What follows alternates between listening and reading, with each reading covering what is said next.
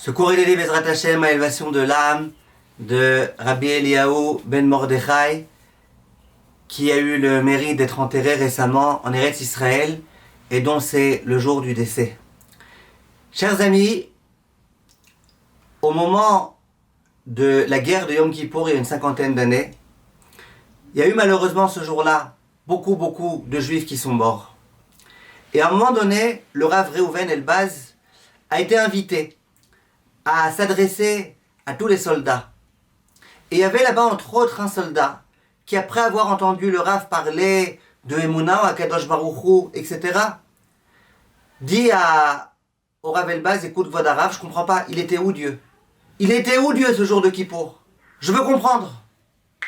Et le Rav, il lui dit: écoute-moi bien, si jamais je te prouve que ça avait été prévu par la Torah, cette guerre de Yom Kippour, tu t'engages à faire tes chouvas?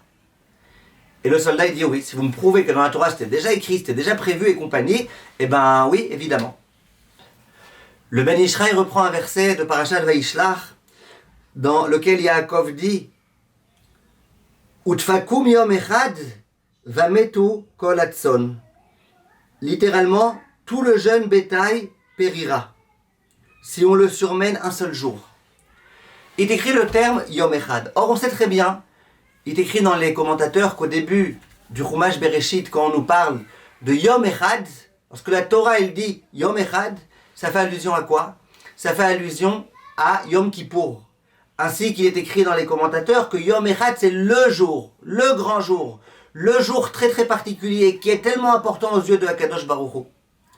Dit le Ben Ishraï, vous savez pourquoi il est écrit Utfakum Yom Echad? Parce que le jour de Yom Kippour, les ennemis d'Israël ils vont venir et ils vont vouloir complètement tuer le clan d'Israël. Et ainsi qu'il est écrit Utfakum Yom Echad. Eux, leurs ambitions, c'est de tous nous tuer en une journée, Yom Echad. Et quelle journée? Le jour de Kippour. Dit le Ben Ishraï, mais pourquoi ils réussiront pas? Grâce au mérite de Yom Kippour. Parce que Yom Kippour, c'est un jour tellement grand, tellement important, tellement cher aux yeux d'Akadosh Baruch Hu, ce jour-là qui est un jour de tellement grande miséricorde, que Akadosh Baruch Hu, il nous protégera. Tu vois, il y a 100 ans déjà, plus que 100 ans, le Ben Ishraï il disait, et il prévoyait, et il annonçait que pendant Yom Kippour, il y aurait une guerre, et que dans cette guerre-là, ce serait une guerre difficile, et que les ennemis seraient prêts à nous tuer, mais que finalement, il y aurait un miracle en l'honneur de ce grand jour. Et lorsque ce soldat a entendu cette chose-là, l'histoire raconte qu'il a fait teshuva et qu'il a dit: ah d'accord. Vient le Rav Baruch Rosenblum, l'un des très grands conférenciers contemporains, et il dit: vous voyez un petit peu ce qui se passe ici? Quand est-ce que cette guerre terrible-là, elle a commencé? Le jour de Simchat Torah. Il dit: le Rav, je pense qu'on peut dire un peu la même chose. Quand on entend tous les jours le nombre de miracles qu'il y a eu, c'est vrai que ça a été une tragédie gigantesque, que ça a été un tévar, un massacre. Mais après tout ça, combien de miracles il y a eu? Que 2000 ou 3000 terroristes, finalement, entre guillemets, ils ne réussissent qu'à tuer tant et tant de personnes. Alors qu'ils étaient armés jusqu'aux dents. Alors que pendant une journée entière, l'armée israélienne n'est pas venue. Et quand on voit très bien, et aujourd'hui on les entend, ils nous disent eux-mêmes, on avait prévu rentrer dans tout Israël. Il y a aussi des terroristes qui disent qu'en principe c'était prévu être avec, par le nord, le Hezbollah qui devait attaquer le même jour. Et finalement, ça ne s'est pas passé. Il y a eu tellement de miracles. Comment ça se fait qu'il y a eu tous ces miracles?